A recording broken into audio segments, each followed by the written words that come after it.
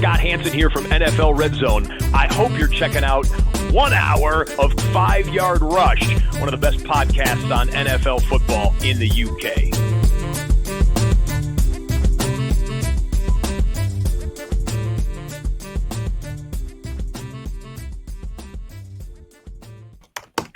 Good evening, Rush Nation. We are back. We are back with a Week 3 review, Week 4 preview.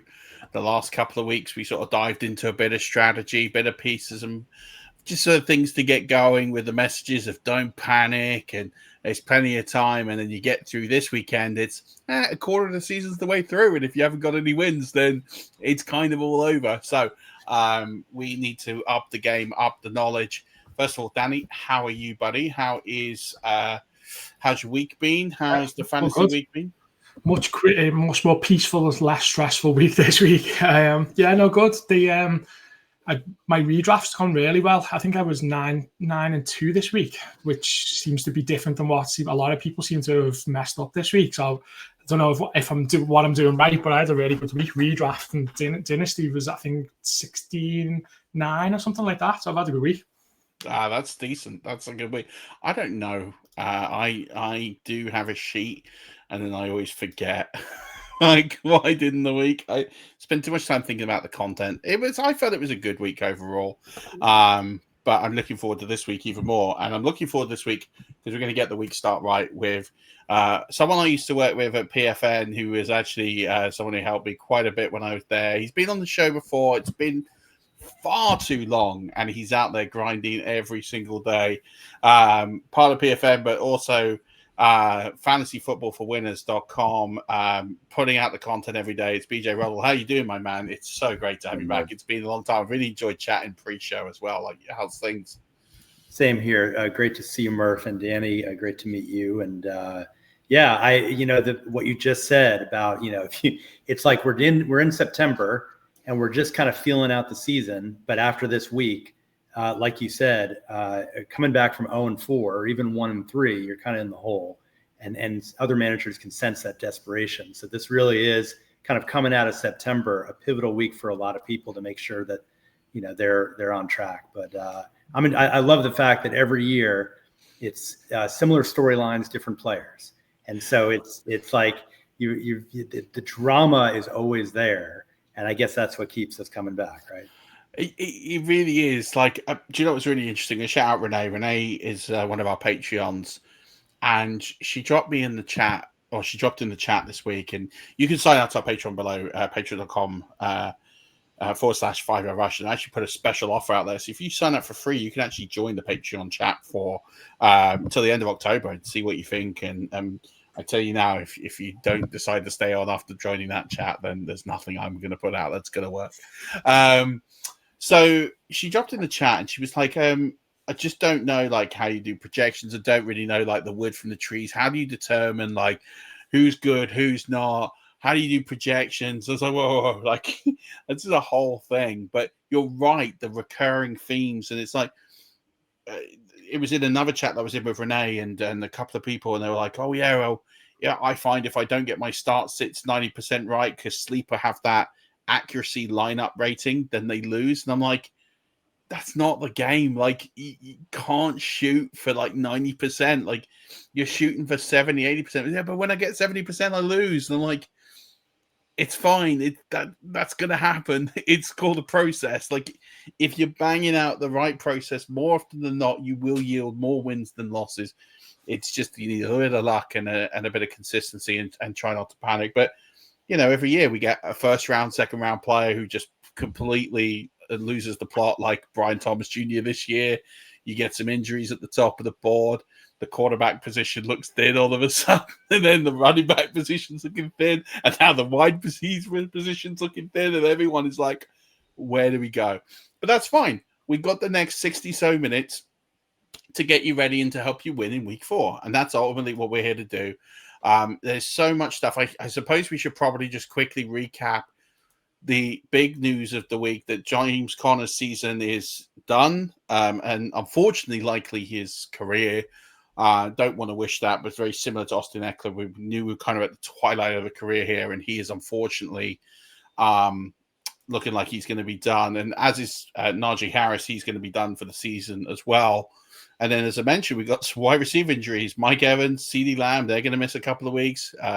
Terry McLaurin, that doesn't look good for this week, and maybe more of a quad injury. And then we've now got Jackson Dart, who is likely to be the starter for the rest of the season. BJ, from your experience, what do these sort of injuries do to fantasy rosters? And if you were, and I'm sure you are, probably have teams with multiple or some of these players. So what are you doing now? What's your approach when this happens, and how do you start to react to it? So there's three different reactions. If it's quarterback, the Jackson Dart replacing Russell Wilson, might be a net positive. That's the assumption for a lot of people. So you don't do anything with Malik Neighbors or Wan'Dale Robinson. You just hold tight. But in the case of like a Joe Burrow, a couple weeks before, then suddenly it's, well, this is going to hurt the rest of the team. There's going to be an offensive decline. When it's a running back, then the next man up is a wonderful opportunity for managers. The fact is, every year, between 8 to 10 roughly starting running backs will get hurt at one point or another on average. And so I always play the percentages of grabbing a few handcuffs in my draft just to see if I can hit one lottery ticket. And so those injuries generally are, they're a net negative overall because the backup is not going to be as productive necessarily as the starter. But on a team where you might need a running back, it's obviously a golden opportunity to reinvent your roster. With wide receiver, it's a lot trickier because if the number one goes down, maybe in Dallas with George Pickens, it's a little clearer because he has been a number one, so it's an easier transition. But on other teams, you might get a number two that we assume, he's going to be the number one. But in fact, it might be the number three who steps in and become, the primary. So with wide receivers, I find with those injuries, and I'll get more into this later in the show if that's okay, but it really is tougher to try to evaluate wide receivers once that number one goes down. Yeah, I couldn't agree more. And I think we talked about this, Danny, in week one, that, it's not always that correlatory theme of looks the same, feels the same, therefore this will happen. It's actually the team might want to go in a completely different direction. And there's a whole lot of complexity built into that, isn't there? I think we might talk about it later when we talk about Mike Evans, because it could go to Shepard, it could go to K. and there's loads of different places where it could go. And just to really confuse that situation, we'll get into it, that Chris Godwin is back and he's traded, so exactly, it really could go anywhere. So we'll get into that. Luckily, it's a subject to know a little bit about. So we'll get into that. But I think the messages, and we're going to tell you, look, we've got at the end of the show, we've got some buy lows, some sell highs, and some opportunities which you should be trying to exploit that you can get into there. So, and I will say one of the buy lows is not buying that particularly low, but I think there's an opportunity. There's a really short window on one of these players before he goes nuclear that I think it's a good time to try and get in there. So let's talk a little bit around what surprises this week. I'll let you kick off, BJ. What were some of the things that really sort of surprised you in where it could be usage, it could be game script, anything that kind of think that was not what I was expecting in week 3? I'll give 3 things, and the first one is going to sound like the least interesting, but there's a story to it, and that's Hunter Henry going off for 2 touchdowns on 11 targets. It's the second most targets he's ever had. He's had 6. It's his 6th time he's had a 2-touchdown game. He's going to turn 31 in December. That's not a normal thing, but what it reinforces is how difficult it is to evaluate the Patriots passing game. This is not, you can't trust, you don't know if Stephon Diggs is going to actually come back and be the best receiver in week 4. People might give up on him too soon. Keyshawn Booth, same thing. It seems to be a rotating cast of characters of value, and it's unclear who Drake May's primary target is. That surprised me in week 3 because I thought it was going to start to solidify, and instead it's more confusing than ever. The second thing, I'll give you 2 more. Before you go on to the next one, just with Hunter Henry, have a guess which person started him in week 2 and Scott Fishbowl, but then benched him in week 3. That's it. That happens. Love it.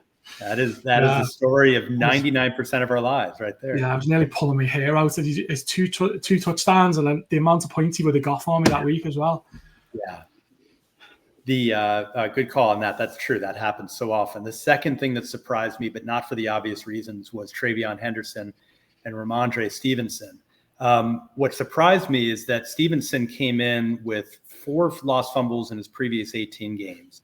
Then he loses a fumble, and obviously it was 1 week after that blow-up game that he had. And what surprised me is that he went back in.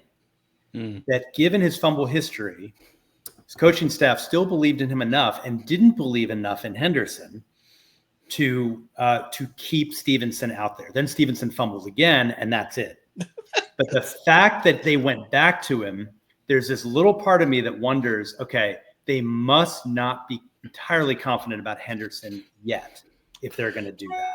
My only thought on that, and I semi-agree because I had the same thoughts, is different coaching staff. And I think that this coaching staff, knowing they've got a lack of playmakers, were perhaps a little bit more tolerant and say, right, okay.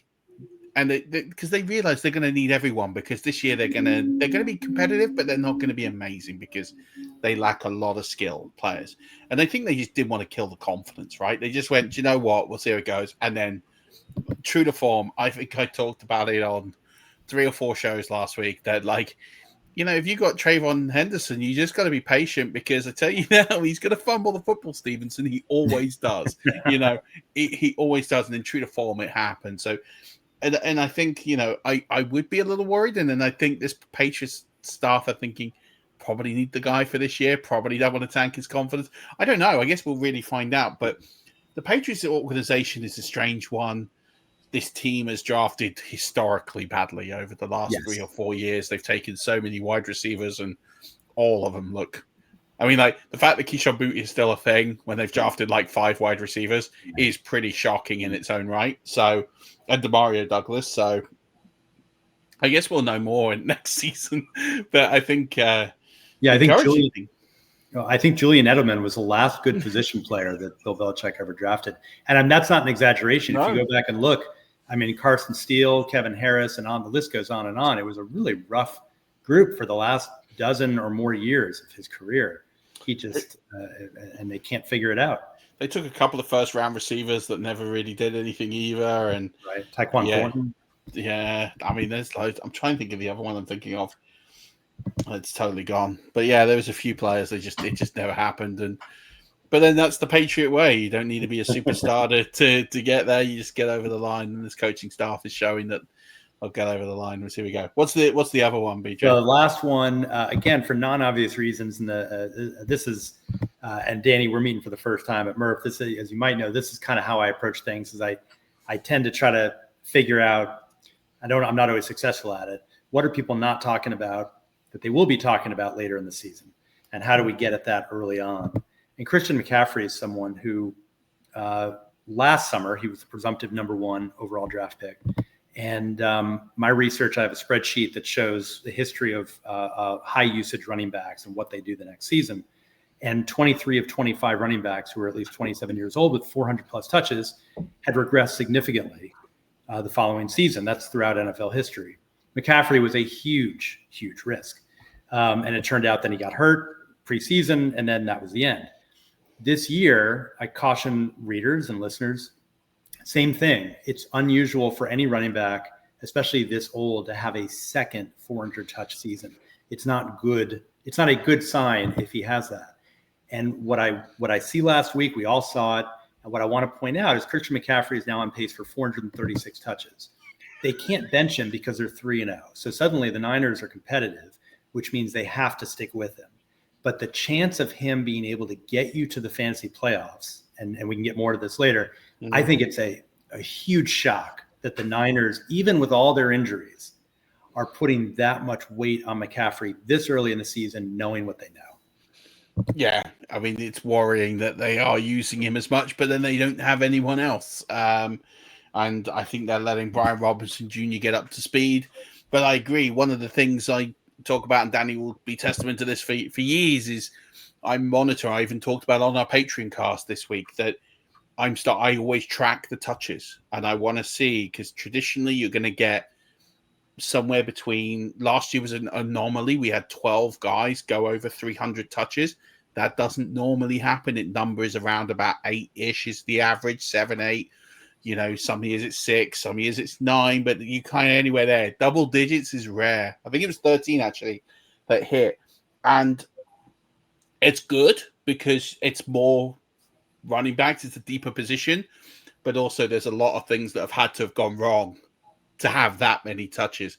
And so I hope we get to the point with Christian McCaffrey where he is seeding some work, because what we don't want to do is that burnout.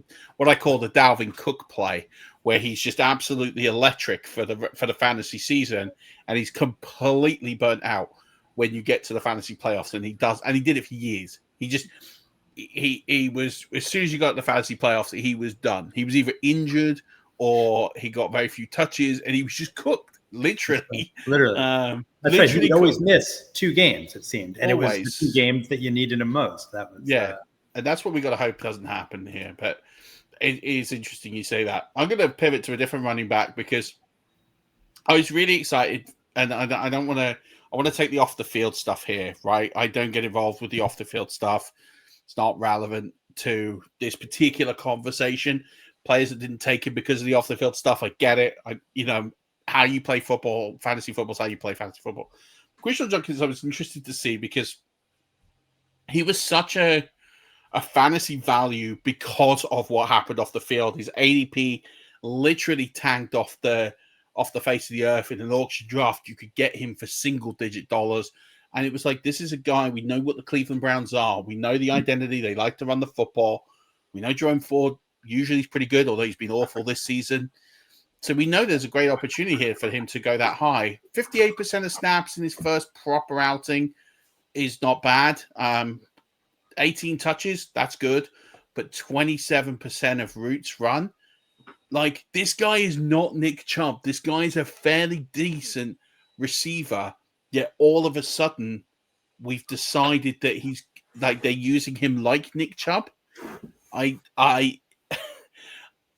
I don't want to see this. I'm hoping it's an anomaly of a guy who just didn't have training camp, hasn't got the playbook, hasn't got it down pat, and they're kind of in a situation where they've got to throw stuff at the wall and get him going. But I am a little concerned that 27% of routes run for a guy who's not a bad receiving back. And I know Sampson's come out of the gate and done really well, but even at the low price, you got Judkins, you were hoping he was going to get some receiving work, but it doesn't look like that's going to be the case. That's a bit of a worry for me. What about you, BJ? What are your thoughts on Judkins? My thought is that I'm surprised that the Browns offense has not collapsed at this point. I was fading Browns running backs in general and receivers because I felt that at some point Gabriel or Sanders were going to step in and be the quarterback, and all hell was going to break loose in that offense, and not the good kind of hell, the bad kind. And so I didn't think Judkins, as talented as he is, if in reduced touchdown potential, I don't want to hang my hat on a guy who might top out at 9 points a bunch of weeks. If the Browns offense continues to be acceptable, I mean, they played the Packers, so that was really rough.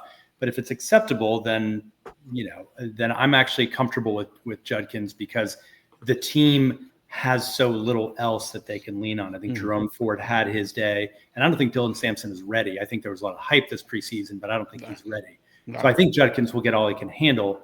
Whether or not that impacts future years, for right now, I think people who love volume will love what they get out of him. I just think at some point when they turn over the keys to a lesser quarterback, it could be really hard for a running back, even as good as him, to be fantasy useful. Yeah, I think the value though that what we got him at, I think like he might not have an amazing season this season if they change quarterback, but like I was picking him up in round 10 and round 11 in drafts because people were just put off by him. So even what he'll get for that round is still much better than most people in round 10 and 11, probably better than 7 and 8. And like I'm not even looking for Judkins to be what running back 1 or 2. I just want him in the flex, and anything else is a bonus. I think I've picked up so much of him in best ball for that reason. It's just he'll have a big game every so often, and he might not do great in other weeks. But for the price that I paid for him, he's going to, as long as he stays fit, should smash what I paid for him. Yeah, he should. It's just whether or not it's capped upside. That's the... Yeah. And I'm hoping... The hope I hold on to is kid didn't get a playbook until after the season started. And I know that in your running tree, your running routes in the running back position, it's not anywhere near as advanced as the wide receiver routes, right? But there's still some communication. There's still some trust. There's still got to be some execution. I'm hoping it increases, and I don't want to see Nick Chubb 2.0 because I think he's a bit better than that. So that's one thing that surprised me. Another one is Trey Tucker. Kind of surprised everyone. And 145 yards, 3 TDs. It was his first 100-yard game, and he had 3 TDs all of last year. And that in its load is shocking, right? And I'm looking at his routes run this year, and I'm looking at everything he's done this year, and I'm like, hey, this guy's got all the peripherals that these numbers aren't. They're fair for what he's done. And then I went back and thought, well, what happened last season? Do you know he ran the 5th most amount of routes out of any receiver in the NFL in 2024? The 5th most amount of routes. I would have never got that in a million years if I hadn't just gone down the wormhole and looked at this. And I guess my point is this. It's great that he's getting some volume, but the guy's always run routes. So his route running numbers are irrelevant because he ran the 5th most random routes and he scored 3 touchdowns all the last year. So that all the peripherals that point to him being an amazing ad, and you drop your fab on him and you sign him and you put him in your team, I'm now all of a sudden thinking, I don't know if I trust it. Because, yes, it's a different offensive coordinator. It's a different head coach. It's a different quarterback. I get all of that. And that's what you want to hang your hat on. But the fact he's running this many routes isn't extraordinary because that's what he did last season when they were bad. And this isn't a great team. So I'm just thinking in my head, is the number that we saw on Sunday an anomaly? And my thinking is, when I'm looking at the research, it is. It's an anomaly. So I'm really conservative about putting him in a lineup this week off the back of last week and chasing the points because you're great, it worked, but I don't think we're going to get too many of these games. And I was really surprised by how many routes he ran last year. Factoring in the fact that Geno Smith is arguably a subpar fantasy quarterback, and that Ashton Jeanty still has not come through as a running back. He had almost 400 touches last year in college, by the way, and that is a concern, and it might have some impact on his lack of productivity so far. But it seems it would be unusual for someone like Tucker to finish the season as a top 10 receiver when you still have Jacoby Myers, you still have Brock Bowers. And I always look at these things and say, what did that come at the expense of? Like, Rashad Bateman went off last week with Mark Andrews. It came at the expense of Derrick Henry and Zay Flowers. So you can't just look at it and say, I'm like what you just said, Murph. I loved it. The idea of chasing points is that sometimes managers chase points without realizing in a whack-a-mole scenario, you're hitting one, you're getting one, but the other one is just below the surface. And the only reason they didn't rise up was because of that dominant performance. And a lot of times these things even out. Yeah. Sorry, I was just going to say, he's also 7.4 expected fantasy points per week more.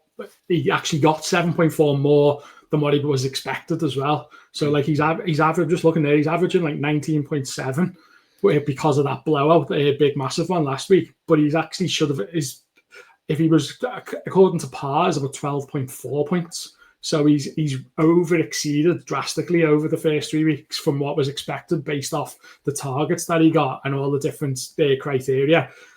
It's an anomaly, surely, you would think. Like, yeah, it is for sure. And I think the other thing I'm a little worried about with him is that, as BJ sort of alluded to there, is what are the expense of, the Mark Andrews thing. I said very clearly earlier in the week that there was no Isaiah Likely. So there was no rotation there as well. So yes, it came at the expense of other people, but it was a one-off because Isaiah Likely didn't play. There wasn't enough backup, there wasn't an opportunity to take him off the field for what the Ravens want to try and do. And with Tucker's going to be there. But again, we know Brock Bowers is being brought on slowly. They're nursing that injury, whatever that is. We know Gene T is not involved in the passing game at all because they're just concentrating on trying to get him in sync with the O-line and trying to find the gaps and get that explosiveness going. So they're actually taking away that side of the ball for him. And that's the reason why, because they're really concentrating on him trying to just develop as a pure runner and get him to where he needs to get to. When he comes involved, Brock Bauer gets his targets back. Jacoby Myers is still there. Trey Tucker's not going to be a thing. I've got him at 41 this week. Wide receiver 41 in half-point PPR. And I've done that just in the what if he runs the same number of routes and sees a similar number of targets? It's possible. I don't think he's that explosive a player. If he was, he'd have broken out well before now. So I've got him at 41, giving respect to what he did last week. If not, he'd have been closer to 60. So that's kind of where I have him. The last one, and this is a really interesting one, is Parker Washington, because, again, another big, strong waiver wire ad. Didn't transpire in the box score, but 11 targets, 137 air yards. And I'm really confused by what Liam Cohen is trying to do here in Jacksonville. Now, I watched a lot of Liam Cohen last year as a Buccaneers fan. I really dug into what he was trying to do, but let's be honest, he's received a downgrade from Evans, Godwin, McMillan to BTJ and Travis Hunter, the rookie, and Parker Washington. You know, it is a significant step down. And what we're seeing is that when Liam Cohen doesn't have all these skilled players in a complicated offense and he doesn't have those truly experienced football guys, then guess what? The offense struggles because it's not an easy offense that he is installing. It will come great towards the end of the season, next season, but his scheme fit and the way he wants to do things is not easy, and it's not going to come easily. And you're seeing that with very uncharacteristic drops from Brian Thomas Jr. I can't ever remember him last season dropping the ball as many times as he has this season, for sure. You know, he had multiple drops on Sunday. Travis Hunter doesn't look like he gets it. 8% targets per route run. He just doesn't look like they don't look like they're on the same page. Trevor Lawrence doesn't look anywhere near as competent as he should be. And it just makes me think, is Parker Washington the only guy in this offense that gets it right now? And that's why he's getting the ball? Because that's what it looks like on the tape. It looks like Parker Washington is the only guy in this offense that looks like he actually knows what's going on other than the running backs and the O-line. And yet he still didn't really put it in the box score. So it's great that he got 11 targets, he got the air yards, but at the same token, he didn't convert. And I don't think he's going to get many opportunities or games bigger than he did. And if it's not affected the box score then, it's not going to affect the box score on less. So I just think if you put your money on Parker Washington, it was surprising to see the utilization. But at the same token, the fact he didn't translate the fantasy points says to me, if you put any fab on him, you probably threw it away there a little bit. Yeah, it's a good point. I mean, it's unusual for anyone who's not a number one or number two wide receiver to start the season. It's unusual for a number three, especially like a journeyman, number three, like Washington. I don't know, what is he, 26, 27 years old, that he suddenly overtakes. It's just such an odd, kind of what you're saying, Murph, just building on it. I've been wrong about Trevor Lawrence pretty much every preseason. I keep thinking he's young still. He was a generational talent coming out of college. Surely he'll figure it out. There's no excuses at this point. I mean, I saw some stat yesterday or 2 days ago. I'm sorry that I can't remember where it came from, so I can't attribute it, but someone could look it up. And it was, he is the least accurate quarterback with his passes. And so that's jarring to me that at this stage of his development, that he seems to be, if not regressing, at the very least not progressing.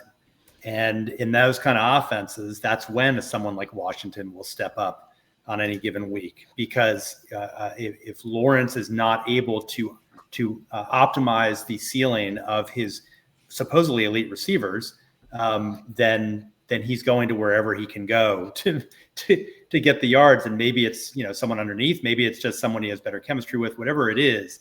It just doesn't make sense. It doesn't add up. And I feel like if the Jaguars start losing enough games where there's dissension in the locker room, there will probably be some kind of conversation about that leaks out about this person's not doing his job, this person's not doing that job. Because on paper, they just have too much talent to not be doing more than what they're doing. Murph, do you have stats at all on how long he keeps the ball before he throws it? Because it feels like every time I watch him, he keeps hold of it forever.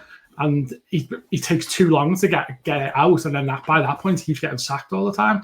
Like, you need to remind me when we go to preseason next season never to draft him, because I've got loads of them based off the fact that there's a new coach and he's got loads of weapons. Exactly what you were saying, BJ, is I was expecting more because of who we were playing with, but he hasn't stepped up at all. If anything, he's gone backwards. So I will tell you now that Trevor Lawrence this season has the 6th shortest time to throw in the NFL. So I think what you're seeing him. So what that means is when it's a clean pocket, time to throw on a pure design play, I think what you're seeing, Danny, on the tape is you're seeing a player who isn't finding his first read or second read, so he's extending the play by breaking out of the pocket, looking around, and he's struggling because the receivers aren't doing their jobs. Now, BJ, you make a good point on the accuracy here, because the one thing about Trevor Lawrence's accuracy, and it was one of the things that he was heralded for in college, was how accurate he is with the football. But actually this season, it has been a rocky start for him. He's actually not, well, if you just go on pure completion percentage, he is ahead of Cam Ward. That's it. He's ahead of Cam Ward, a rookie, in a pretty poor offense. Now, what's more stifling and probably what's more damning for him is that Baker Mayfield was top 3 in accuracy in a similar offense last season. So what it's telling you is that, and this is not something I really want to levy it at him, but you have to start looking at the football intelligence. Does he have the ability to actually pick up a complicated offense? Now, I feel for Trevor Lawrence because he's on like his 3rd or 4th head coach. Like, I've lost count, so fair play. Like, you have to understand that he's not had it easy in the NFL, that he has a different head coach. He's had different offensive coordinators, he's had different systems. Like, there is a part of me that's really sympathetic of all of that. But the bottom line is he's paid as a franchise quarterback. He got paid $250 million. And the truth of the matter is then there's no return on that money. If he's passing accuracy at the moment this season is a really shocking 55.8%. Is there anything in it with Brian Thomas at all? Because I've read things where people are talking around he could be playing with an injury, so as a result he's not really sticking himself in the way of danger as much because he's actually carrying a knock. I'm not saying that's an excuse of why the passing's been bad, but I'm just wondering if like that takes the pressure off. If he's fully fit and he's there being able to catch, that it takes the pressure off him a little bit. So I looked at this because I did think that was a thing, right? And I thought, is he playing hurt? So it's hard to obviously diagnose, and I'm not a doctor, right? So I can't diagnose an injury. I don't have that skill set. I'm not even going to try. So I'm trying to look at the analytics to see, is there any indicators? Top speed looks the same. So then I thought, okay, the indicator to me that will determine how injured or how bothered he is by an injury is his ability to separate. So when I looked at his numbers, his fantasy points data are phenomenal, where I can actually break into his average separation score. His average separation score is, and I haven't done it per route, but I looked at it in just coverage, a really simple coverage of man and zone. So when I looked at this, his separation score in man, now I'm going to grant you it's 21 routes, so it's not tons because there's not that much man played in the NFL anymore, but he's separating at a 0.429, which is huge. It's one of the highest man separation routes. In zone, it's not an amazing story. It's 77 routes. He's separating at a minus 0.039, so he's almost flat. So he's not separating loads.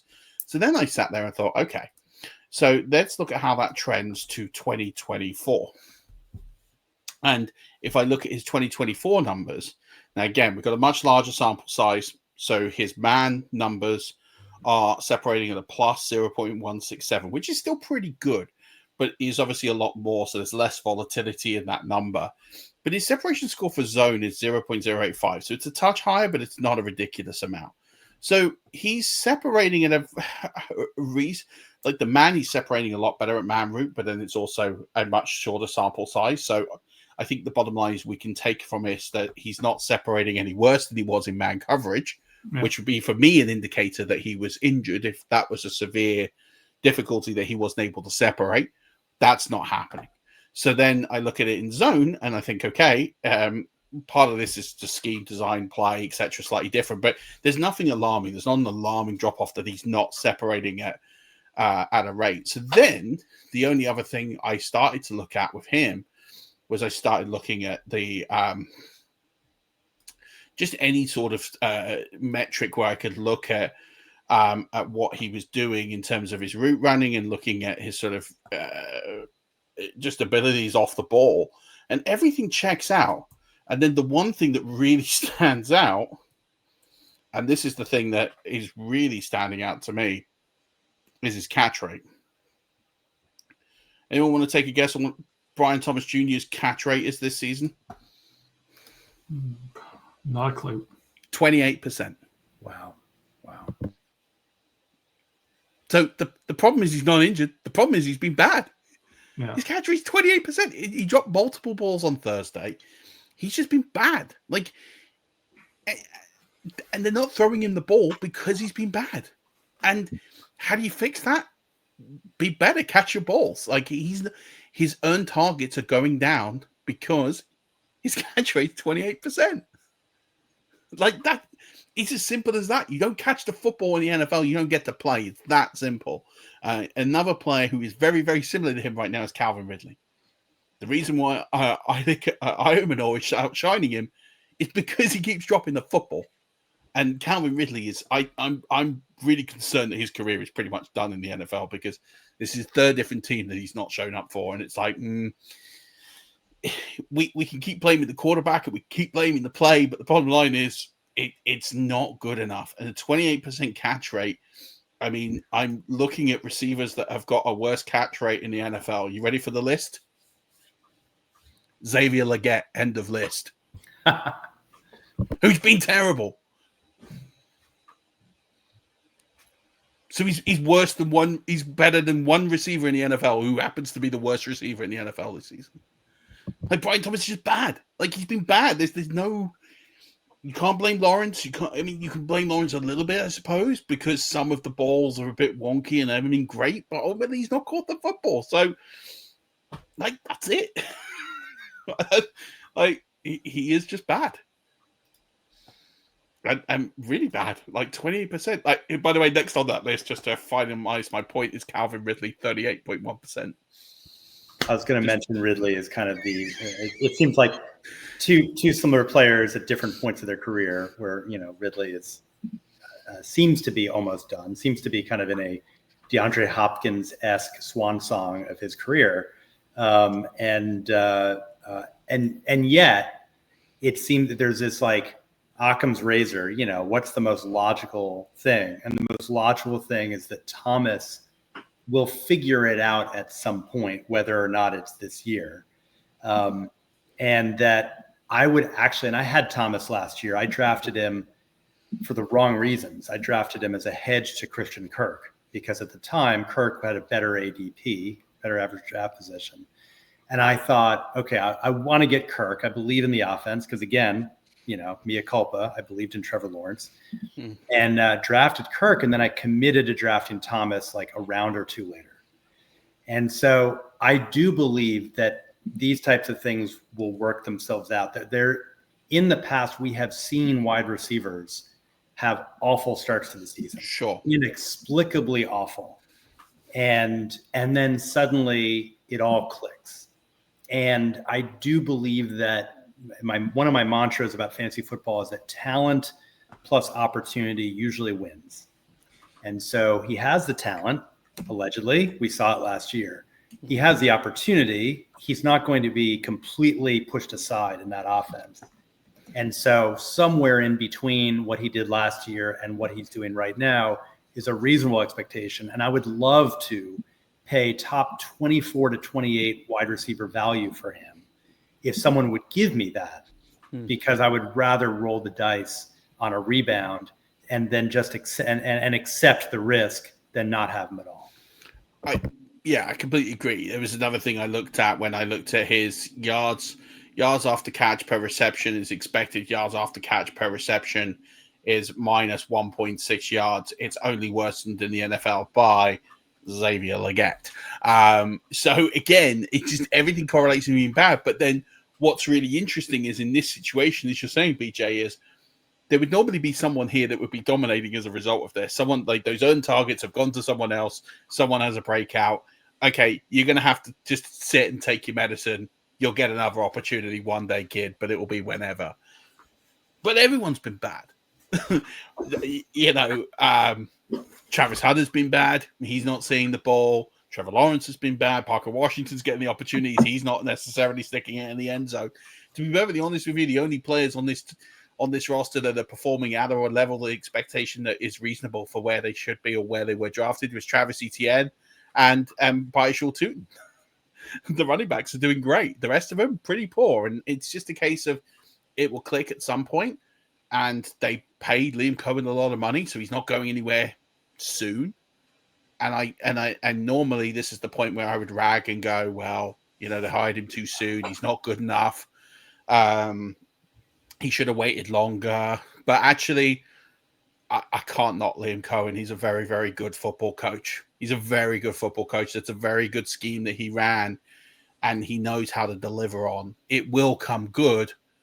Will it come good with the set of players he has is the question mark, because that offense works. We've seen it. We know it worked. It worked at the Rams when he was offensive coordinator.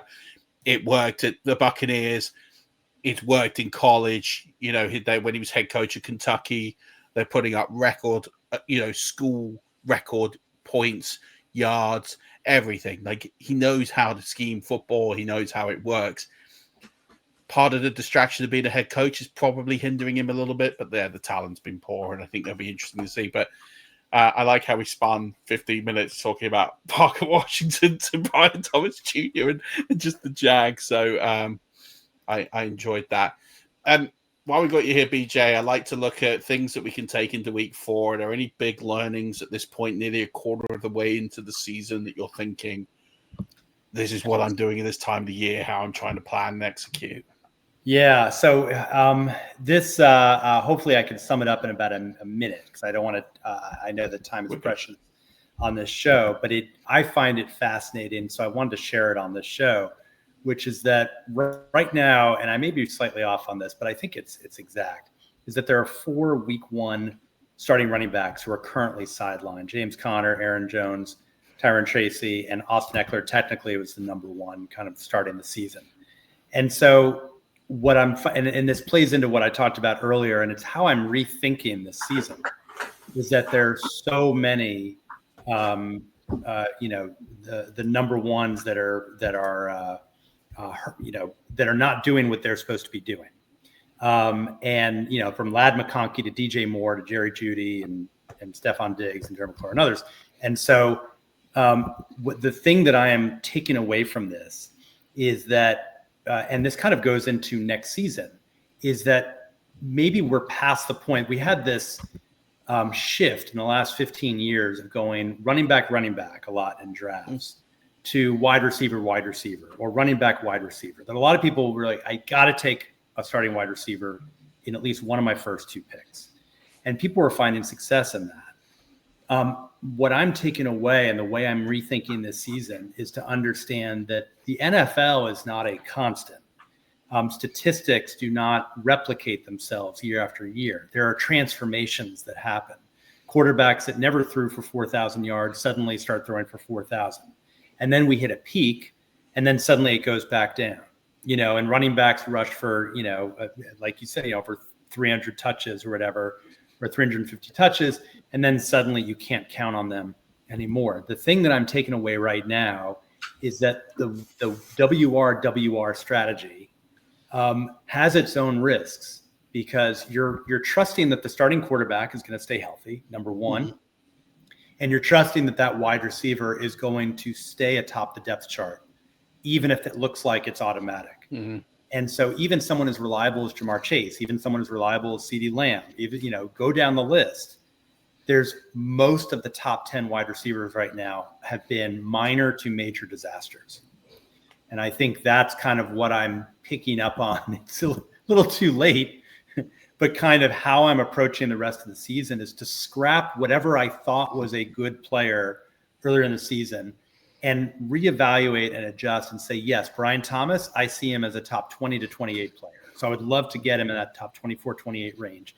But no, I don't see him as a top 6 player, and I'm comfortable with that. Mm-hmm. And I'm okay with that because this is what we've seen. And going into next year, I don't want to get in that stuck pattern of thinking that just because they did it last year, they're going to do it again.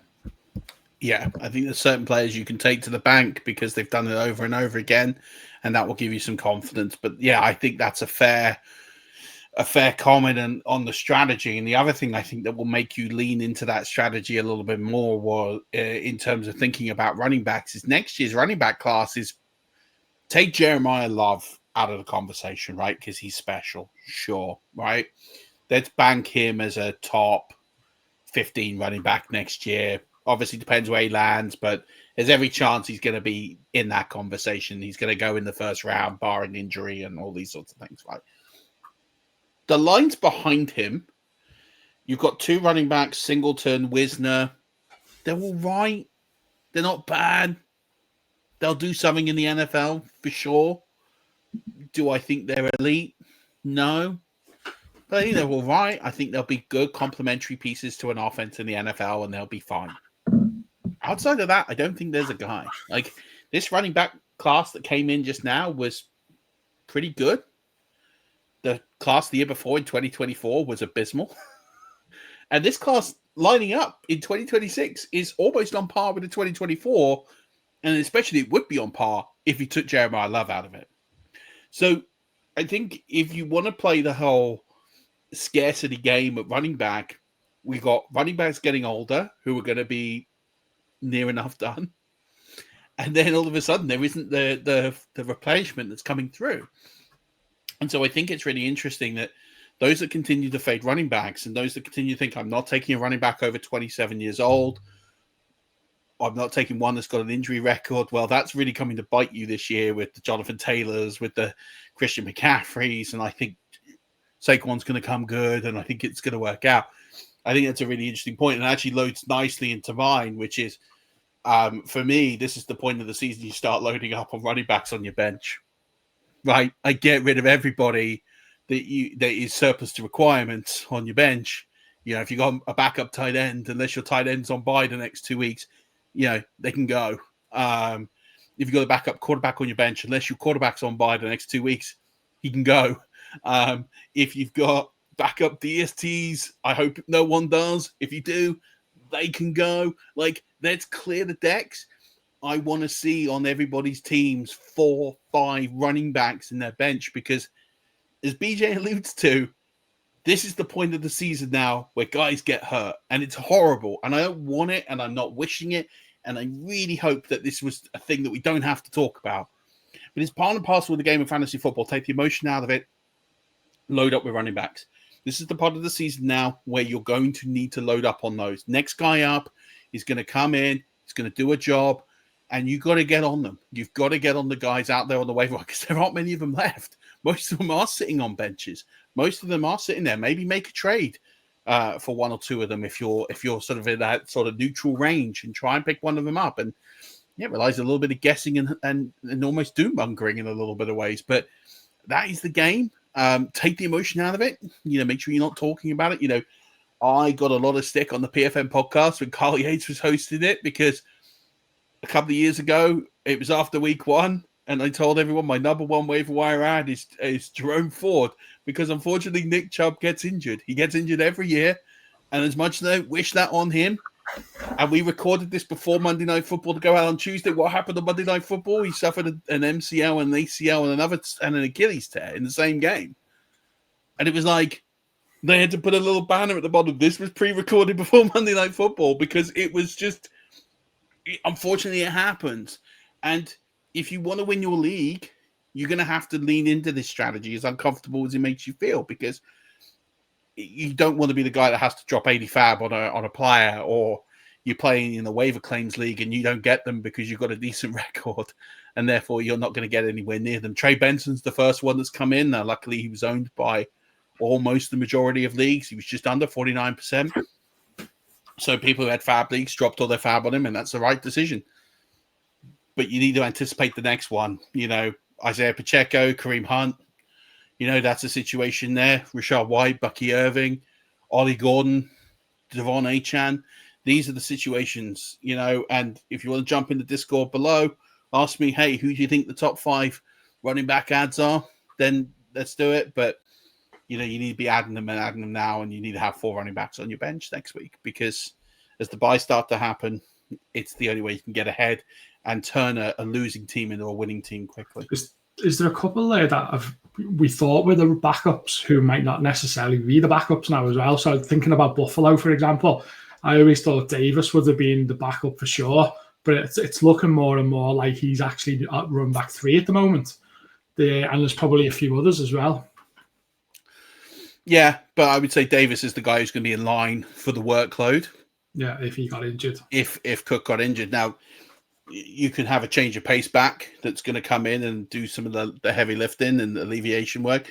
It's the same way that let's look at Kyron Williams, for example, right? And I've talked about this for a year and a half now, that Blake Corum was drafted because he's like the carbon copy of Kyron Williams. Yeah. So if Kyron Williams goes down, Blake Corum is coming in because he fits exactly what Kyron Williams' skill set is. You don't have to rip and replace the offense. It does the same thing. But that doesn't mean the guy who's going to come in and pinch hit. It is a little bit this season, but previous seasons it hasn't been Blake Corum. It's been another running back. It's been someone else because they want to change a pace. They want someone who's a bit different. Ray Davis is very similar to James Cook. So if it's not working with James Cook, which this season it has, it's been brilliant. But if it wasn't, you're not going to put the same make and model in. You're going to do something a little different. You're going to find someone's got a little bit of pace, which is what I like in Washington, because you've got Jeremy McNichols, who's effectively been the receiving back replacement, and then you've got Bill, and then it's Chris Rodriguez who comes in. And if something was to happen to Bill, it wouldn't be Jeremy McNichols that walks in and gets the job. It'll be Chris Rodriguez. Chris Rodriguez is the guy who will get that job. The same way that actually if Bucky Irving gets injured, it's not Rashad White that's going to get that job. It's going to be Sean Tucker. So they're the opportunities available to you. It's a little savvy. You have to kind of try and find the archetypal backs that kind of fit in to the situations. So yeah, that's one to look at. It's fascinating what you're sharing, Murph, because that really can make or break a manager's season. That if you guess wrong on the handcuff and it's a double hit, you're stashing somebody that you don't need to stash in hindsight. So you're burning a spot that you desperately need to keep open, perhaps during bye weeks. And then on the flip side, if an opponent gets the actual handcuff when it all plays out, then they're obviously getting the bump. And so guessing wrong, it's almost better not to guess at all if you're not 75, 80% confident of who that handcuff is going to be, rather than I recently dropped Tank Bigsby. I drafted him late, thinking, well, he's going to compete with Etienne or he'll back up Etienne, before Tootin gets going. And then Bigsby gets traded. And I'm thinking, oh, okay, Bigsby might eventually back up Saquon Barkley. Maybe they're not satisfied with Will Shipley. And A.J. Dillon's kind of post-prime. But through a couple weeks, it's pretty clear that Bigsby is on the outside looking in. There's no reason to keep him, drop him, and let someone else try to guess whether it's going to be Shipley or Dillon, who's backing up Barkley if Barkley gets hurt. So to your point, it really is. There's enough backfields out there that are confusing, and there's enough backfields out there that are obvious. The ones that are obvious, like the Jets, Braylon Allen, you don't have to second guess it. You know that Allen is a must roster, in the same way that Jordan Mason was a must draft and Zach Charbonnet was a must draft. They're the obvious ones. Stick with those. Don't try to guess and waste a roster spot on someone else. But I'm going to give you one for free. I'm going to give you Sean Tucker. He's 3% owned on Sleeper. He's 2% owned on Yahoo. So he's available in nearly every league, right? I'm telling you this for free, right? If you take nothing else away from today's show, and believe me, there's been so much you should take away, just go add Sean Tucker. Sean Tucker's going to be the guy if something happens to Bucky Irving. Now, I hope it doesn't happen. I really hope it doesn't happen. But it's not Rashad White, it's Sean Tucker, right? I'm telling you that. I know enough about that situation to put a man on it. So go get Sean Tucker. You know, and the way I always rationale these changes is, you know, the wide receiver 60 on your roster is not any good in any situation. Things can change so quick as well, though. So, like, I drafted quite a lot in preseason of Brian Robinson, thinking that he was at the beginning, thinking he's going to, but all of us, it went from, oh my God, it's a nightmare, he's been traded, to if something happens to CMC, he's in actually not a bad role. Yeah. So it could come well at the end of the season. Like, it's not a reason to get rid of him. No. And I think the right situations will play out. But yeah, I think it's interesting. I do look at this situation and just think that now's the time. Like, I think for me, and I've done a lot of this over the years, weeks 4 through 10, the majority of your bench should be running backs. They just got to be, because the wide, like, if you're that desperate for the wide receiver, there's enough wide receivers out there. We saw it this week. You know, you can go and get a Tucker or a Thornton, a Keyshawn Booty still available in most leagues. Like, you know, they're not going to put up raging numbers. Sterling Shepard's still out there in the majority of leagues. He's going to do fine for 2 weeks. Like, there's enough players out there that you can just go and add and tick a box for a week, and they're always going to be there, right? They're always going to be there. There's always a guy on the waiver wire at the wide receiver position. Now, listen, if you've got a stud wide receiver, then fair enough. You know, of course, you hold them. But if you've got guys, and it leads to the other point, if you've got guys on your roster that you're just never going to play under any circumstance, but they've actually got some value, trade them. Just trade them. Just get them off your roster. Get something back for them that's going to be useful to you. You know, I saw a team the other day, someone sent me, it's like, oh, what would I do with this roster? And it got 5 top 30 wide receivers. And I'm like, you got to trade one of them. He's like, but why? I said, because the guy's wide receiver 30 is never getting in your team. Yeah. It's like having 5 all-star outfielders and, you know, on a baseball team. And it's just like, you don't need 5, you know, go get a better catcher. And exactly that. Go. And he had, his quarterback was, I'm trying to think who his quarterback was. I think it was Matt Stafford. And I was like, go get a better quarterback. Like, you could go and get yourself a backup RB, a handcuff RB, and a running back for your wide receiver, and you're sorted. Like, it's those kind of pieces I think are so important. So, BJ, I'm conscious of time here. Are there any sort of buy lows, sell highs that you're kind of monitoring, keeping an eye on for sort of the rest of the season? Anyone that you're kind of thinking, oh, this is a player people need to ship now, or players that you think they should be buying now? Yeah, they're not going to be the normal, and so I'll give you 2 sells, and one, actually, I'll give you 1 sell, and that is Saquon Barkley. So I mentioned Christian McCaffrey earlier as someone who I pushed my readers to not draft last year because of the history of high usage running backs who'd had over 400 touches, and given his advanced age, the high probability that he was going to get hurt and or regress statistically. This year, I basically copied and pasted. I didn't really. That same warning for Saquon Barkley. He had 492 touches last year, including the playoffs. A lot of people, when they do research, do not count the playoffs when they do the research. They had those touches. They throw those passes. They catch. All of that usage still adds up in the playoffs, even though it doesn't count in our fantasy configurations. So 492 touches is an insane amount. It puts him somewhere in the top 8, I think, all time in terms of touches in a season. He is at that past 27-year-old kind of threshold, and he is someone who has an injury history. Mm-hmm. We have already seen Barkley not look like what he looked like last year. And I've tried to caution readers that is expected for someone who's coming off a nearly 500 touch season. No matter how good you are or how good you were the previous year, it hits almost everyone. If you are Emmitt Smith or you are Walter Payton, then you are not in that category. There are some rarefied air players who somehow could continue to do it game after game, week after week, season after season. I don't think Barkley is one of them, and that's why he was well overdrafted, and that's why his average yards per carry is 3.3, and he's not getting enough mustard on the receiving game to be a real threat the way he has been in some years past. It is the worst of all worlds right now for a team that is looking to go back to the Super Bowl. At what point are the Eagles, if he keeps scuffling or if he's a little hurt and it's week 15, they're not going to start him. They need him to help them win a Super Bowl. They don't need him to help you win the first round of your fantasy playoffs. So I think as each week goes by, as we see Barkley and what he is this year, I think what he is what he is for a reason. And I would sell high as fast as possible, where high is subjective, but I think you could still get top 10 value. See, I wish I was in the league with you because I'd be buying him.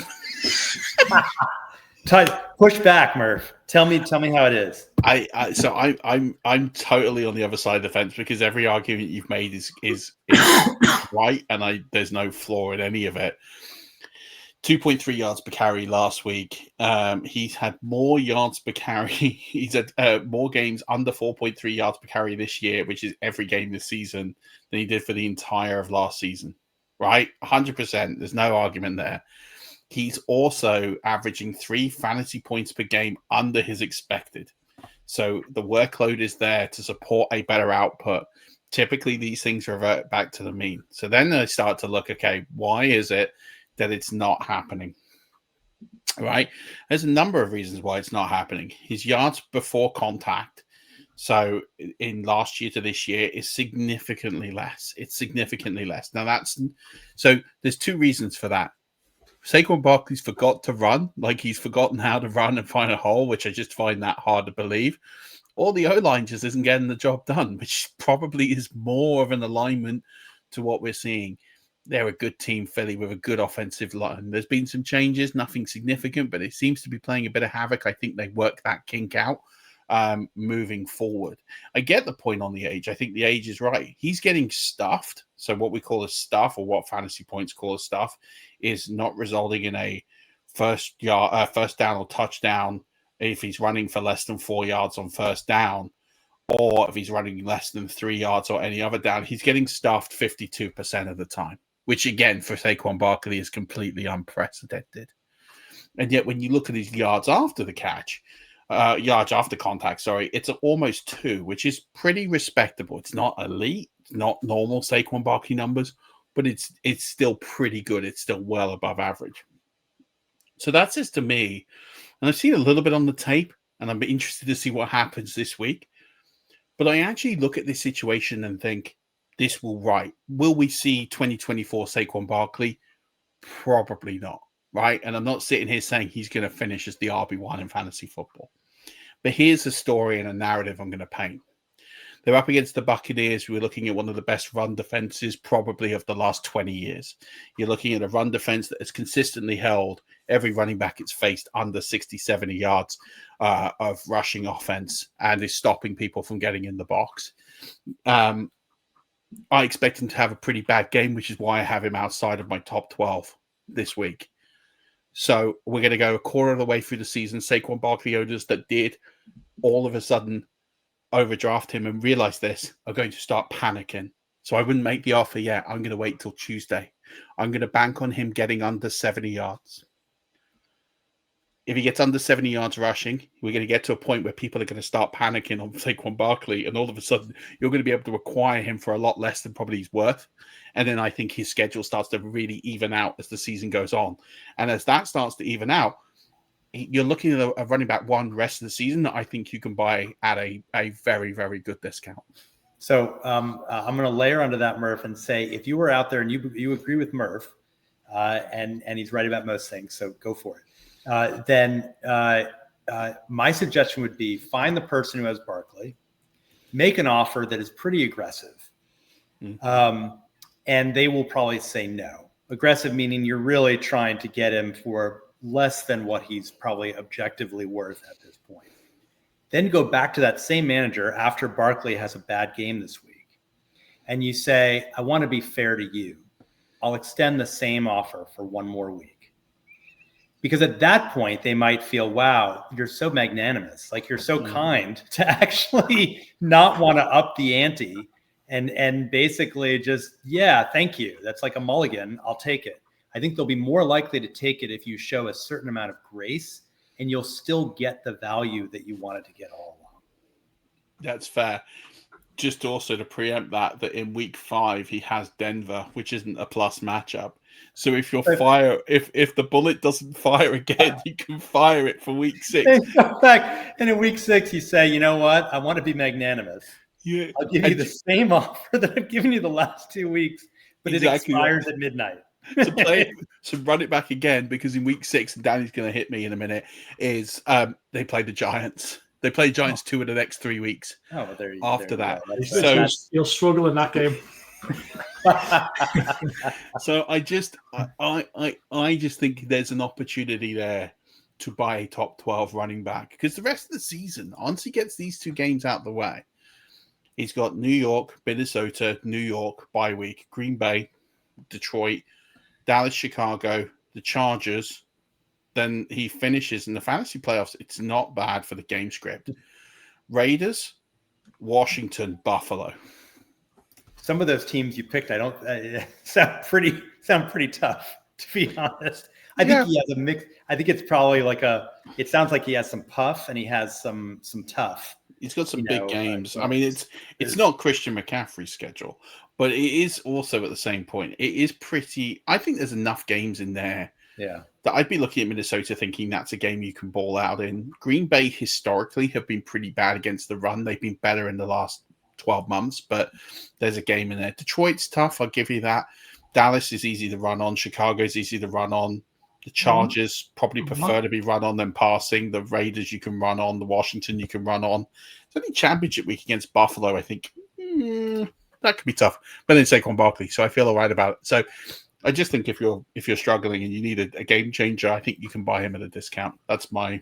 Again, I was just going to say to play somewhere in the middle of the 2. I think it also depends on your record as well of where you are at that after 3 games of which way you might go. So like if you're 0-3 and you own Barkley, you might be looking to shift them to try and give yourself a boost. Or if you're 3-0, you might be like, well, I can afford an odd bad week or 2 here if I get him now, because I'll have him for the running, and you can sort of risk that the fact that you might lose 1 or 2 of those games, but you still might win. But it's more risky if you're 0-3. So I don't know if you'd want to be buying Barkley at 0-3 either, but then maybe you do because you need to take a punt. I think I just think if you're 0-3, you might as well go down swinging. And I'm looking at the assets that you can buy that are depreciating assets that you could purchase. Yeah, and he might be right up there. Like if I had to sit there and go, the biggest disappointments in fantasy football this season are Ashton Jeanty, Saquon Barkley, Brian Thomas Jr. They're probably Chase because of Burrow being injured. But that situation's never getting any better. So I'm probably going to take that one off the board. I'll take Barkley over those 3. And I just think they're the ones I'd have. I think it's going to be fascinating, but they're the ones. Have you got any other buys or sells, BJ? Sorry, I was just putting my prediction in the comment just so it would be there for all. Do it. Perpetuity. That's what I came up with as my season-long prediction. And I have too many buy lows and sell highs, and I don't want to bore anyone, but I would say the one sell that I would caution people on, and you have to play this right, because it's different to me than Saquon Barkley for what I hope are obvious reasons, and that's Chase Brown. I did a podcast episode on this recently about what do you do with Chase Brown and T. Higgins and Jamar Chase, and the short answer is Jamar Chase, there's not much you can do. You just have to hope that last week was an anomaly, and he'll be fine. T. Higgins is a whole nother story. Chase Brown is the pressure point, I think, because he has looked so bad. And because that team is 0-3, and unlike the Eagles, which are playing for a Super Bowl, the Bengals are playing for almost nothing once you get into that range where it's clear they're not going to be able to turn things around. And they're right on the cusp, I think, of getting to that range. Their defense is atrocious. They're not going to be able to manufacture enough points to keep up with most teams. At what point do the Bengals say, all right, Taj Brooks is not the answer? And so we're stuck with Chase Brown. We've got him for, another year, but in the next year's draft, we gotta get somebody to help him out. It can't just be the Chase Brown show. And my concern is over the history. I've got a spreadsheet that goes back 25 years of every running back that started in the NFL since 2000, whether undrafted free agent or drafted. And there are about 250 examples or so of a fifth round draft pick running back. I've got that slightly off, but it's like 200 or something like that. And of those, there has only been 2 instances where a fifth round running back has finished in the top 10 in any fantasy season. Chase Brown did it last year. It's unusual for someone who is not highly touted coming out of college, who's, a day 3 pick, to break through and to do it repeatedly. Chase Brown, what he did last year and what he did partially in his rookie year showed that he is a great running back. He is also, I think, on a limited time frame of what he can do. And I think by next year in Dynasty, he will plummet in value. If you're in Dynasty, I would sell him ASAP. And even in redraft, I would be very cautious and think about, do you really want to hold on to someone who, again, for the opposite reason of Saquon Barkley, might not even be starting games in the fantasy playoffs, because why would they do that to a player who is still going to be useful to them next year, even if they draft someone? And the risk of tearing an Achilles or an ACL is not worth it to a Bengals team that envisions being competitive next season. I'm with you on the dynasty sell. I'm against you on the redraft sell. I'm a redraft buyer on him. Pretty much for the same line of thinking. I think he is toast after this season, and I think they go into the draft, which makes me think, I think they just run the wheels off him. I think they're literally just going to run the wheels off him and just go, do you know what? And I call this the Travis Etienne philosophy of, hey, we've got a guy who's not going to be under contract for much longer. We haven't got a suitable answer on the team.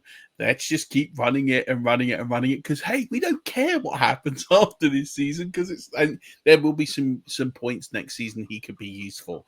Could we trade him? No, because I don't think he's got enough of a cachet to warrant a significant draft pick back. And if you're the Bengals, what are you doing with a 5th round, 4th round pick? Like, I don't think you're really stacking that into anything.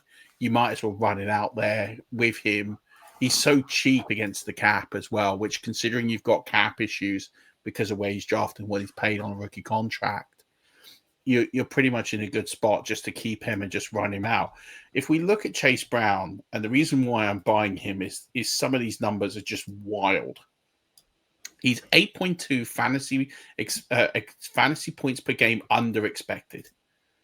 8.2 points a game under expected. That can't trend. Like, it can't continue. There's going to be some rebuff back to the mean there. And when that happens, and I'm not saying he's going to get back to like top 10 because I don't see it, but I can see a world where he's top 16, 18, and I think he will get there. There's a number of things where he's actually just doing the right things, but it's just not yielding the right results. Some of the things with him that really stack out are time behind the line of scrimmage. That's not particularly great, but it's also not particularly bad. He's kind of in the middle of the pack at 2.88. Like, he's not in the threes, but it's not also particularly good. So that's just an O-line issue, because last season it was significantly better. If I look at his time behind the line of scrimmage last year, his number was 2.61, which sounds like not a lot, but if you think every time he's 0.2 of a second longer behind the line of scrimmage, that starts to stack up really quickly. We look at his rushing yards over expected. He had a positive number last year. It was 67. This year, he is currently at negative 41, which again is a 100-yard swing. That's not going to track. And then you start looking into some of these numbers here. 1.98 yards per carry. He's a better back than that. That's gonna improve. Stuff rate 64%. That's going to improve. Yards after contact. He's, by the way, one of the funniest stat. This is my favorite Chase Brown stat. What do you reckon his average yards before contact is?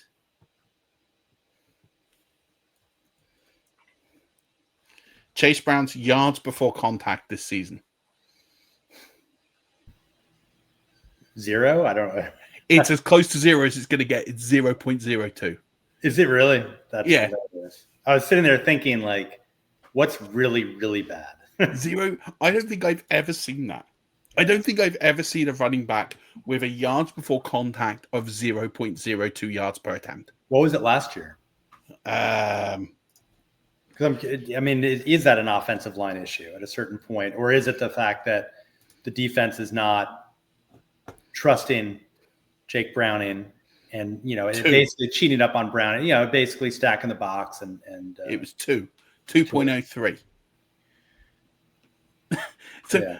Again, when we're looking at the underlying metrics, it's not the player, it's the offensive line, it's the system. You've got a quarterback there that's just sort of feeling the way a little bit now. Because that's half of his season is with Jake Browning under center. That will only improve. It's going to get better for him. Like it can't get any worse. This is what I mean. You're buying a player his floor. And again, if people are panicking, they're 0-3, they're 1-2, they're really struggling.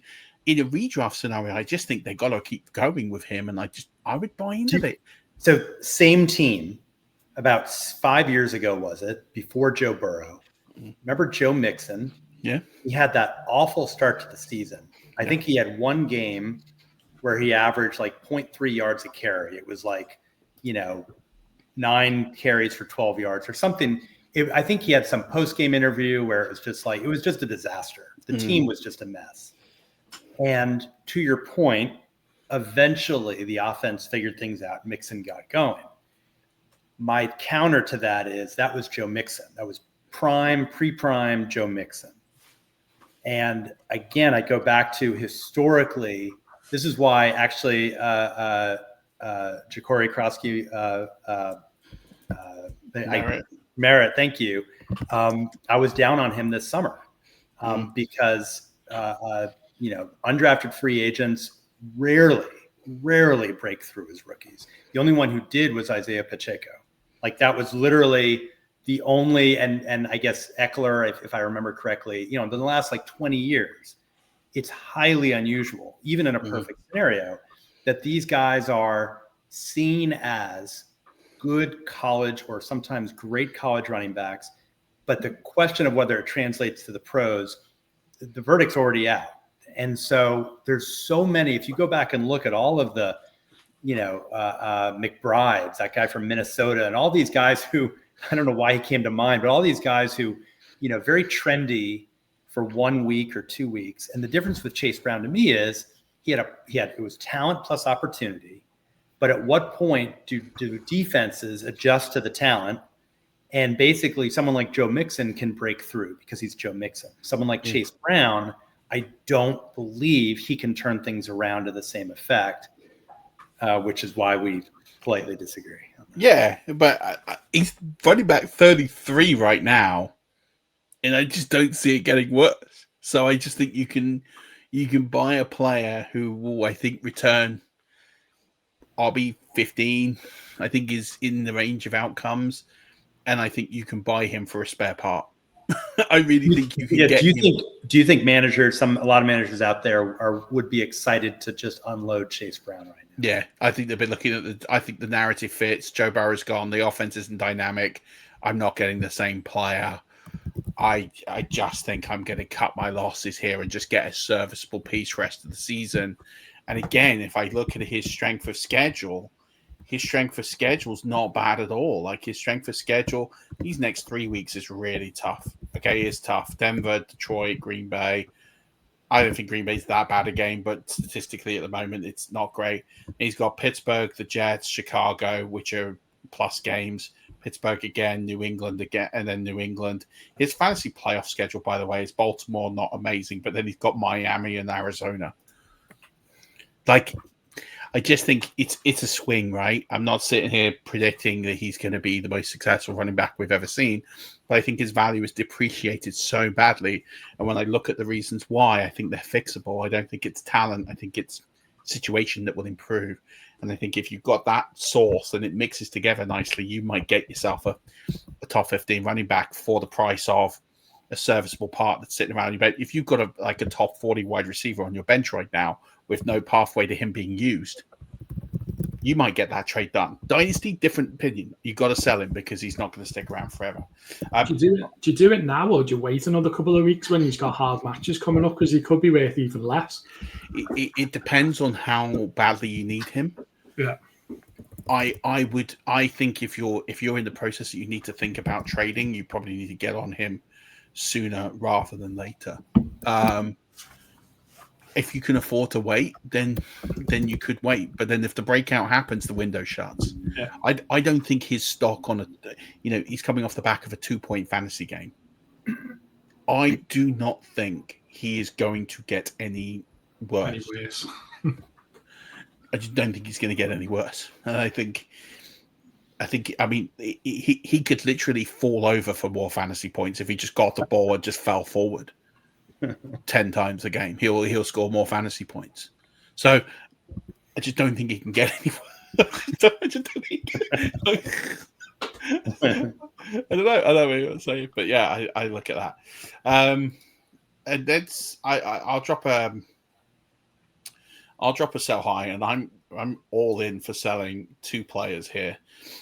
Quentin Johnston, right? And I'm loving what the Chargers are putting up here. Okay, most dynamic offense in the league, passing rate over expected over anyone in the league, air yards leading the league. Like I'm all in. Let's lead all that. That's great. It's fluffy. It's great when you're 3-0. This is Jim Harbaugh. He'll go conservative at some point when they've got a chance to clinch in the playoffs. Like when it gets to the point where it's like, oh, okay, actually we've got to be really sensible here. We've actually got to start playing games and get conservative and not throw the ball 41 times a game.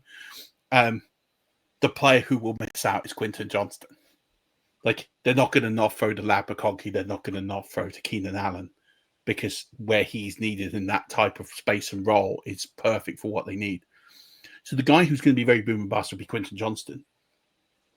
You're getting a guy who you acquired off the waiver wire for free or very, very little fab. You can turn him into a very, very nice usable piece right now. Go to Chase Brown owner and see if he'll take Chase Brown for Quentin Johnston. Because I tell you what, I'd hit the dynamite on that right now. Like if he...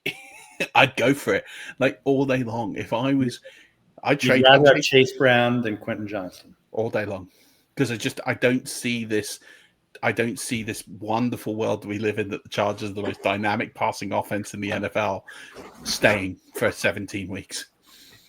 And so when that run comes to an end, what's Quentin Johnston? He's going to have some nice weeks, but it's going to, and listen, he's got 2 of the next 3 weeks are very nice. He's got New York and Miami. That's great.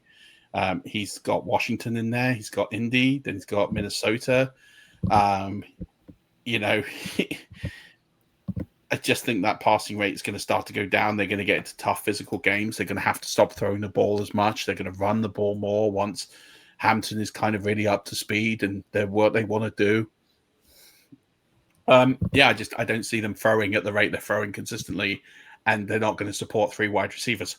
So for me, and I could be totally wrong, the guy I just don't think is going to get the ball consistently is Quentin Johnston. So I'd package him up and sell him. And the other player I would sell, and this is a tough one because it would be a hard one to sell, is Jackson Smith-Njigba.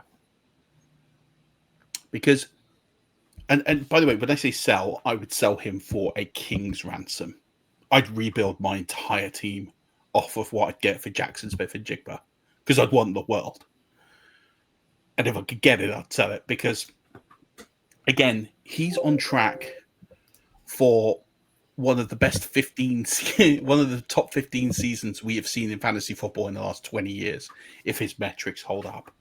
This is a guy right now who, and this is coming off a down game where he had 38% targets per route run, 14.5 A dot, 96 yards, and he had 6 targets in what was a low volume game, but he still put up massive numbers. He is getting a ridiculous, and I've not seen numbers like this, 4.61 yards per route run. Every yard he runs, he gets 4 yards. Like, it's stupid. Like, it's not sustainable. And all of these underlying metrics is dependent on Sam Darnold continuing to play at a level that he is playing at, that he is good. And let's keep in mind that Sam Darnold had Justin Jefferson and they weren't putting up these numbers over the course of a season. There was little flashes where they put up numbers in a similar ecosystem, but it didn't correlate over 17 games. I still think Jackson Smith-Njigba will finish the season as a top 12 wide receiver. I'm not sitting here predicting that the earth is going to drop out and he's going to be abysmal. But I also just think that right now he is at the absolute peak of fantasy football prowess. And if I could trade him for, I'll throw some names out there. If I could acquire for him Saquon Barkley, Juwan Johnson, or Jake Ferguson, one of those 2 tight ends, if I was struggling at tight end, and I got a really good wide receiver piece in return, then I'd hit the button and ship. Because the sum of the parts you get will be better than what you get out of JSN for the rest of the season. And if you believe JSN is going to continue on the trend he's on, he's going to finish in the top 3, you should absolutely not trade him. But if you think he arrows down to 12, 10, to 11, 12, and he starts to peter off as the season goes on, now's a good time to ship. This is so you've hit 2 fascinating topics. If I can jump in quickly on both. So you might be right with JSN that this might be kind of his peak. Cooper Kupp, we haven't seen much from him this season, and presumably he still has gas in the tank. And Torrey Horton, the rookie. Okay.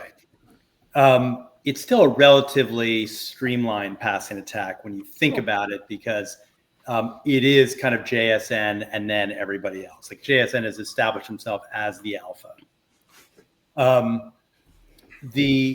This preseason, he was heading into week 1, his overall ADP was 33.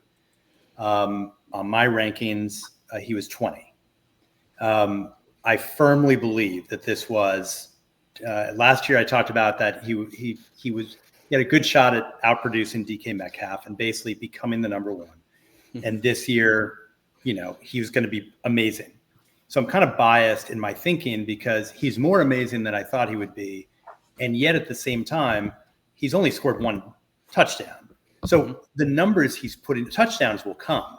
The amazing thing is that he has a high target share. He's catching most of the passes he's getting. He's caught like 76% of his targets. And he only has 1 score. To me, there's upward potential to that. Once, you look at what happened last week when Seattle just steamrolled New Orleans and the passing attack just shut down by early in the second half.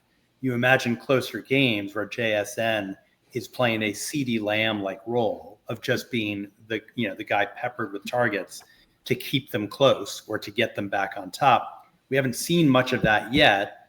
We've seen some, but I think those touchdowns are going to go up dramatically, and I think the targets are going to stay the same. So I would feel very comfortable investing in JSN if I could get him for outside top 10 value, which I don't think I could at this point. Yeah. I like him where he is right now. So we can do a gentleman's bet on that. I love that we're on the opposite side on that a little bit.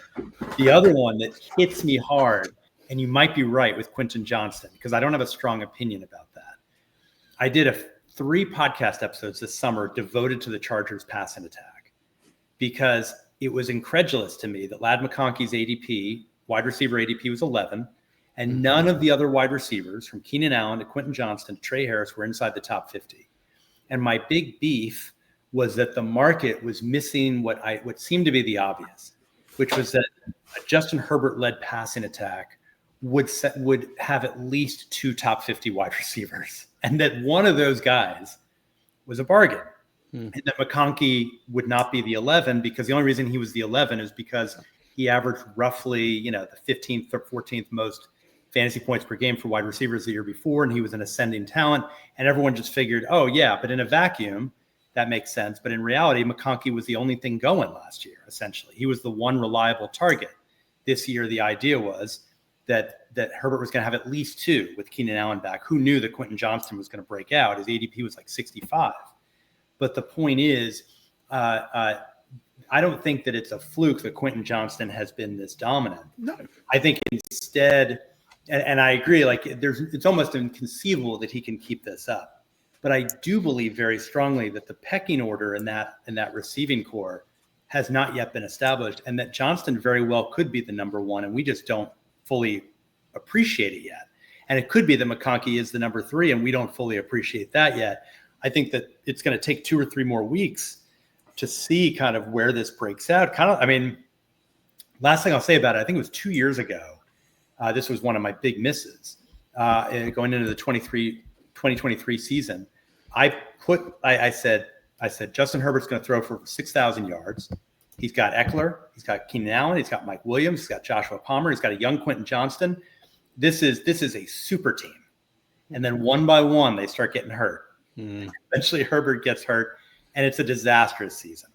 But I still hold to that idea that if someone was going to throw for 6,000 yards, I believed that Herbert was going to be the first, and that he is an underrated, incredible, precise quarterback who now has, the best offensive unit that he's had since week 1 of the 2023 season. Which he then quickly lost when Mike Williams got knocked out for the year. And I think this has been 2 years in the making of a rebuild of an offense that can align with Herbert's sky-high ceiling. In fantasy, I would completely invest in Herbert. I don't care, the price has to be reasonable, but the price as he is now, I'd go for it. I think it's going to continue. And I think it's going to be a case where he's feeding. It's almost Peyton Manning-esque from 2013, whatever it was, where yes, he can feed 3 receivers on this team. It might not always be pretty. There might be 2 dominant, but he can feed 3 wide receivers. And Aaron Gadsden is scary how good he could be. Agree. And someone you talk about rostered in 3% of leagues, I think Gadsden might be rostered only 3%. I mean, he is completely under the radar only because he's seen as one of 3 tight ends on that team. But the reality is it's his for the taking. So I am all in on this Chargers offense, which is very bandwagony of me to say. But I believe that what we've seen is actually indicative, and that goes for Keenan. The riskiest player, I would say, of all of them is Keenan Allen at his current price point because of his age and because there's going to be a higher risk of a longer recovery time that he might need if he pulls a hamstring or something like that. But I think besides that, I'm all in on everyone as they have performed, and I think it'll continue. What about Trey Harris? Next season, you're right. I mentioned him that I talked about him in the podcast and then stopped talking about him because he seems to be the odd man out. But you're absolutely right. I mean, how many other teams have a second round draft pick as their number 6, number 5 target right now? Second round rookie, who's an afterthought. I mean, that's the depth of this team right now, which is kind of scary. The funny thing is, you were talking before, just going back to what you were saying about Jackson Smith-Njigba. If you hadn't mentioned his name and you just talked about the player, everything you said, you could have said exactly the same for Puka Nacua as well, because he hasn't had a touchdown and he's doing every single thing, even potentially better than Smith-Njigba as well. And he could be still about to go up as well. I didn't project him to have that many touchdowns this year. But that's not a skill thing. That's a schematic thing. It's why they've got Adams and the weapons they have. The Rams offense is completely different.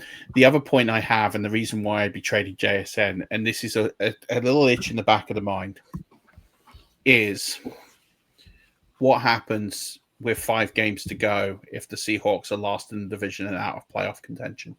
Are they going to be? Well, what if they are? They're in the toughest division in football.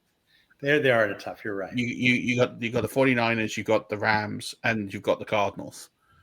Like, there's every situation that 5 games to go, they could be out of contention, and then they've got Darnold, who they can get out of that contract at the end of this season, and they drafted Jalen Milroe. And if Jalen Milroe comes in, all those numbers you're seeing on JSN for the fantasy playoffs could absolutely tank. Like, that's not outside of the realm of possibility, which is why I just think. Does that mean are you a buy then on Walker? Because if that happens, they might just keep running him into the ground.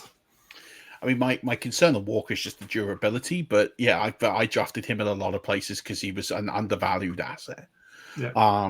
Because of the injuries in the preseason. But we're starting to see Walker get back to his best, and I wouldn't say I'm a buy on Walker because I've got quite a lot of Walker, and I don't think you're going to get him at a price that's attractive. But yeah. I'm certainly not a detractor on Walker. I think Jason's going to have a great season. I don't think he's going to have a bad season. I think he's going to return above ADP. I just don't think he's going to return the numbers that he's doing consistently right now. And I think if you can sell a premium asset now and get premium assets in return, and take the depreciation, you'll end up with a net win. And I think you could ship him for a king's ransom. I genuinely do.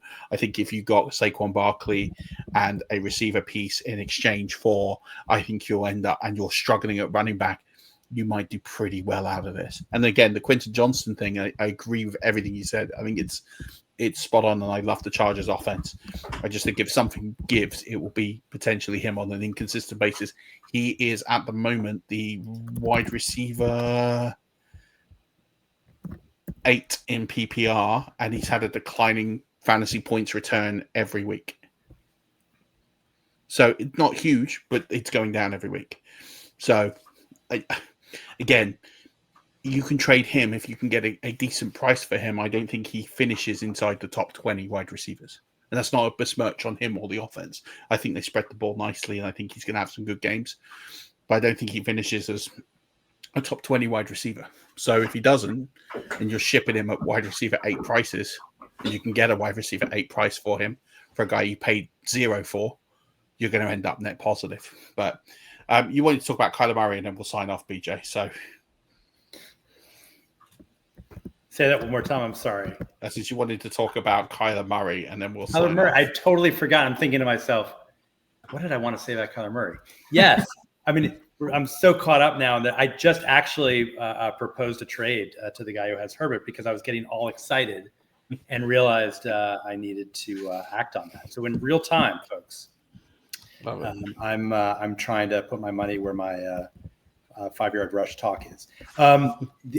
Kyler Murray. So it's just because it's tonight's game, and some of you might be wondering, do I start? I've had some people ask me this. I have this text anytime feature where people pay me so that they can just text me anytime, literally. It's not a lot of money either. It's a bargain. But I've had questions today from text anytime folks asking, do I start Marvin Harrison? Like a very basic question, which is a weird question to ask, except it isn't. I have Marvin Harrison, and he makes me anxious. I started looking into Kyler Murray more and realizing, wow, I think his ceiling, and I'm curious what you both think. I think his ceiling right now is well outside the top 12. I don't think that Kyler Murray, of whatever we used to know of Kyler Murray, I don't think he exists anymore. And some of the numbers that are interesting to me, besides the low-hanging fruit is that his fantasy production per game has declined essentially every year since 2020. There was a 0.1 point uptick like 2-3 years ago or something, but it's been steadily down going into this year. Now it's like 15.5 or something. Okay, you might throw that away and say, fine. But his average intended air yards in terms of what he's trying to do on his pass attempts is at a career low. And it's not even close. Marvin Harrison is scuffling. James Conner, like you said, out for the season, who knows beyond that? They have Trey Benson and Trey McBride as the two reliable offensive weapons. and then Marvin Harrison, who's scuffling, but presumably could turn things around. The bottom falls out after that. Between Michael Wilson, Zay Jones, Greg Dortch, Elijah Higgins, there is nobody else. No. So you're looking at a quarterback who runs less effectively than he used to. Although he's still trying. He has 20 rushing attempts so far this season, who has never had, I think, more than 26 touchdown passes, has always had a high interception rate, way too high. He's never been a big volume in terms of passing yards, even when he had DeAndre Hopkins. So all of these things conspiring, and I'm thinking to myself, like as I was thinking about this game today, how the heck does anyone buy into the idea that Kyler Murray is going to help them win their league? And that might sound incredibly harsh, and it may sound black and white in terms of like, this is what I think. Tonight, he might actually shock me and throw for 280 yards and 3 scores, and boom, suddenly he's back to being the Kyler Murray top 12 conversation guy. I just don't think it's going to happen. I think Seattle's going to win tonight, per your point, Murph, about what if Seattle finishes last, which is entirely possible. I think Arizona's going to finish last. I think that the team has invested 3 more years before they can get out of this contract with Kyler Murray. He is the last thing I'll say about it. And I wrote about this in 2019 when he was picked number 1 overall. I challenged my readers to find any 5'10" or smaller quarterback who'd had a successful NFL career. And the best I could come up with was Doug Flutie, and it wasn't even the NFL. It was the USFL. There aren't, and Bryce Young is also 5'10", which we can get to that another time. It's very unusual for diminutive quarterbacks, especially dual threat quarterbacks, but even any quarterback, to have a successful long-term career or even to be successful multiple years. Kyler Murray's quality of production has been dwindling.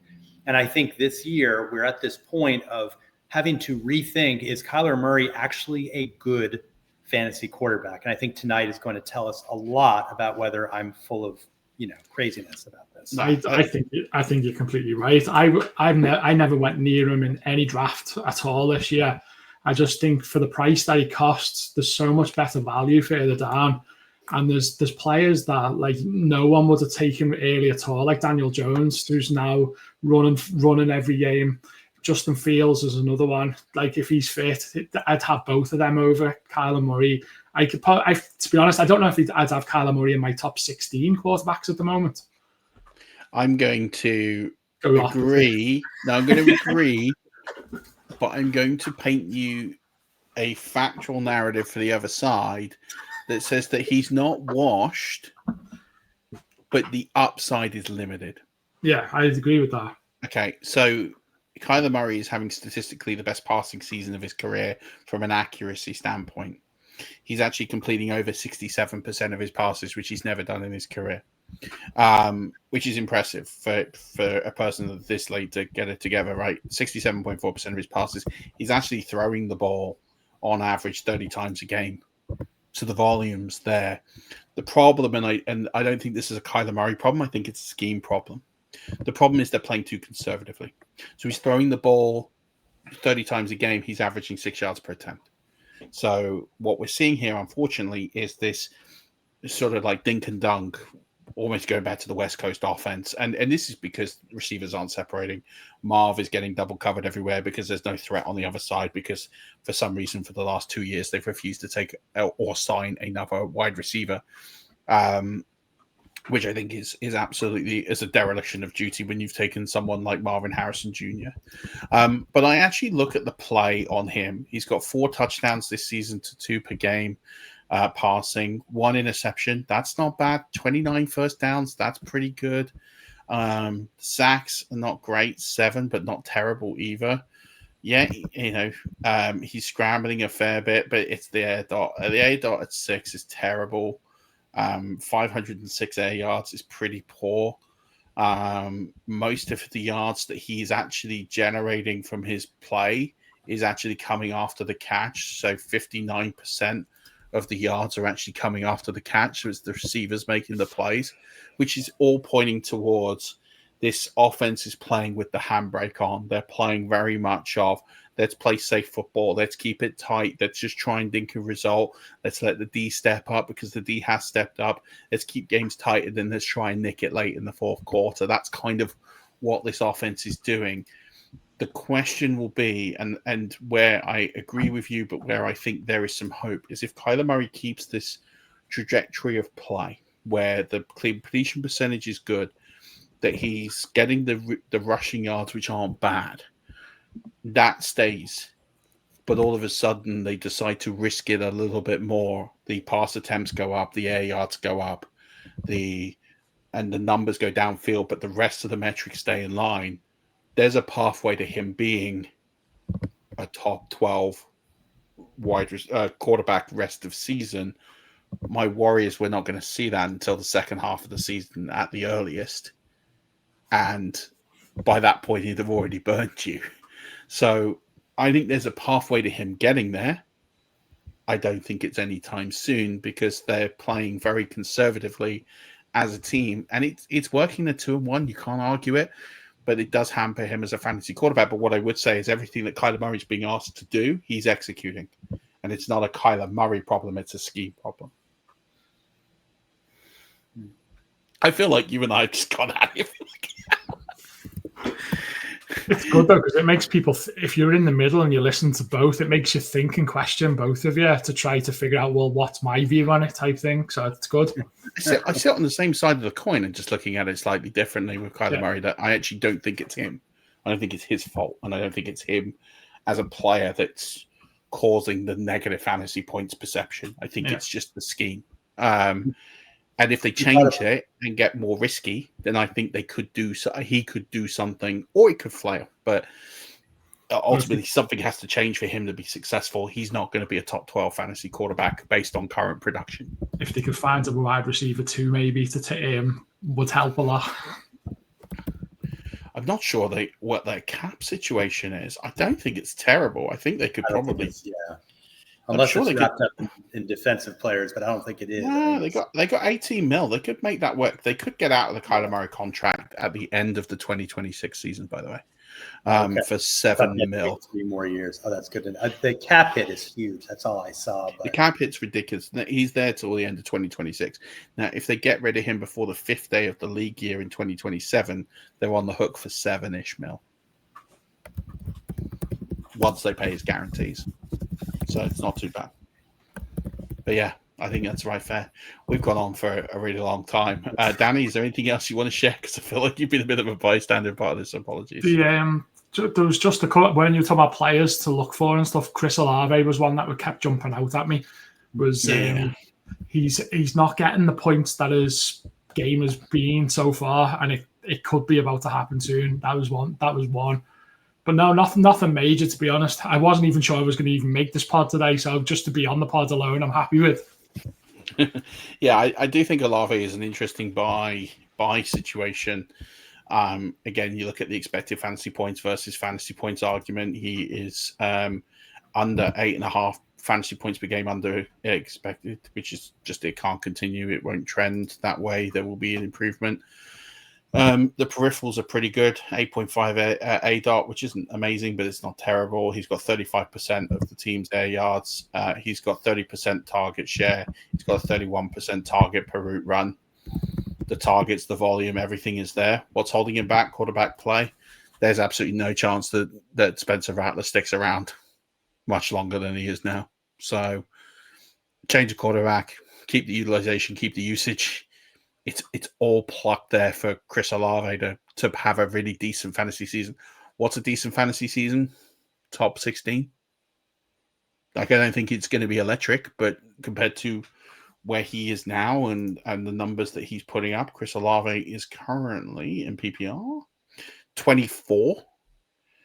I think there's a case on current utilization to get him higher to 12. It could happen.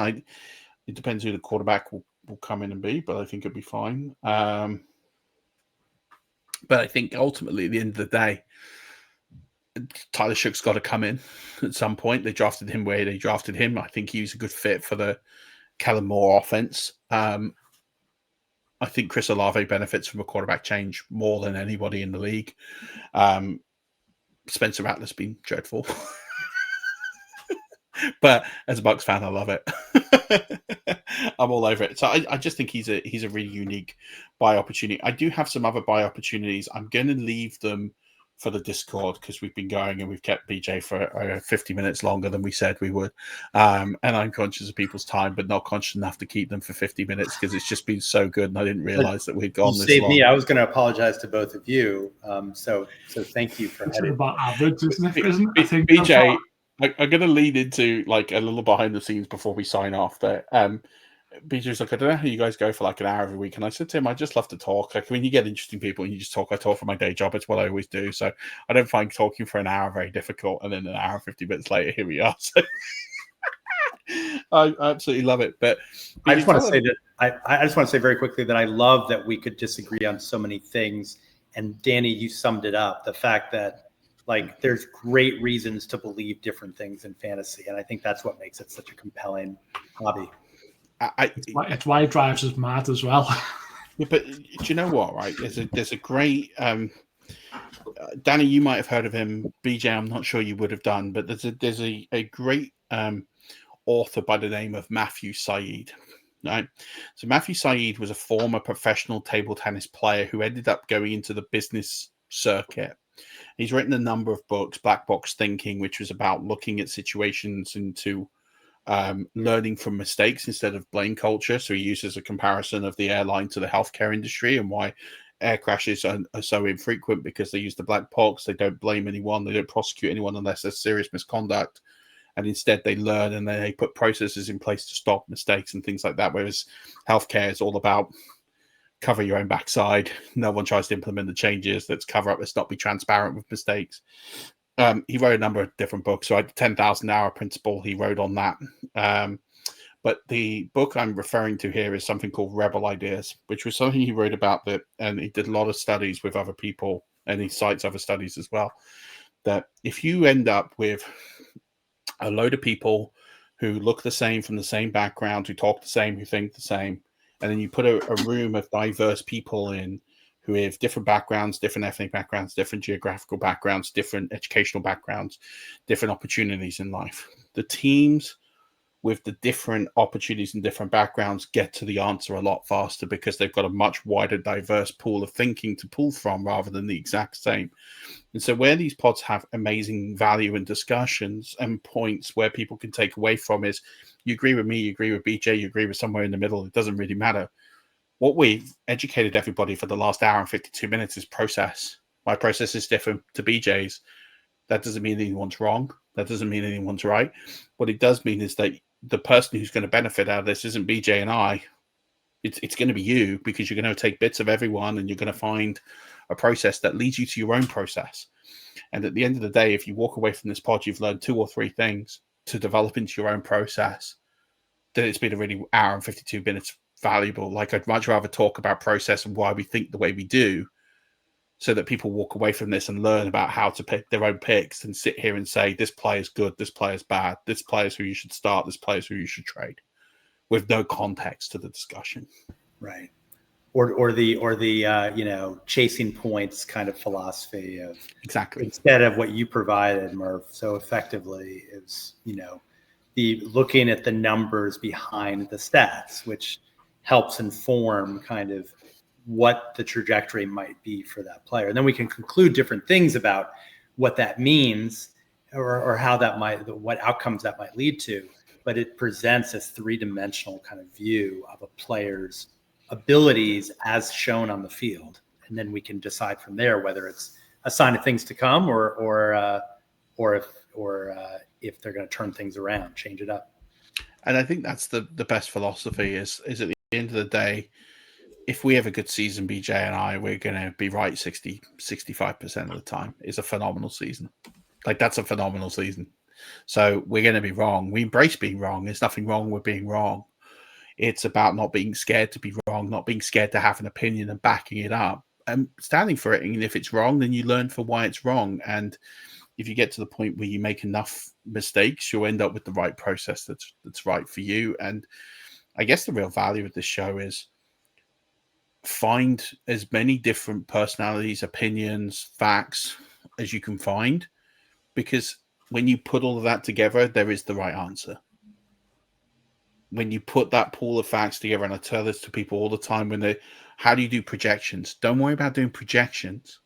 Do rankings. And before you do rankings, go under the Fantasy Pros Fantasy Expert Consensus. Pick the 10 guys or 10 folks that you listen to, or 8 guys or 5 or whoever it is. I say guys, I mean the colloquial, not actual men, like women. There's some amazing women rankers. Find the people who you want to follow, who use advice you think is the best. Put those 5 together in a spreadsheet, average it out. They can be your rankings. That's what I did. That's what I did for the rookie rankings. I went and I looked at 15 to 20 different people's rookie rankings, put them all in a table, then started averaging where each person put them, and then I made my own rankings off those people's rankings. Yeah. And then when you do that, the next thing you'll do is you'll start going, I actually think I'm a little bit higher on that player, and you'll move one up and move one down, and you'll tweak it to where you want to be. I just don't watch enough college football to know well enough when they're coming through. So the people that I trusted, I looked at what they all did and then just combine them as one big one for myself. And for each one you get right, you're gonna get wrong. It's fine. Like it's about processing now that year 1, year 2. Like it takes years to get to a point where you feel comfortable about talking about a process, and that's fine, but we build every week. And the point of this show is not to just tell people who to start, who to sit.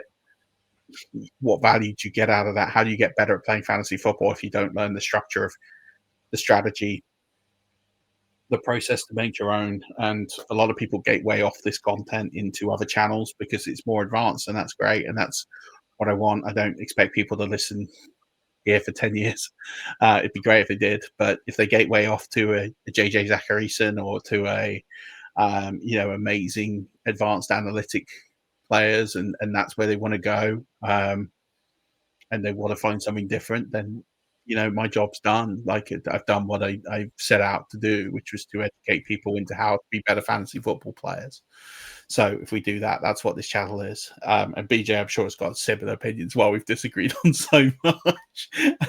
And that leads me on nicely to talk about fantasy football for winners. So BJ, we've been going for an hour 57 minutes. So what's 2 minutes more here? Talk about fantasy football for winners, where people can find it. I'm going to put a link in the show notes, and let's just get people to the communities. And I'm sure they've really enjoyed the points that you put together in this show.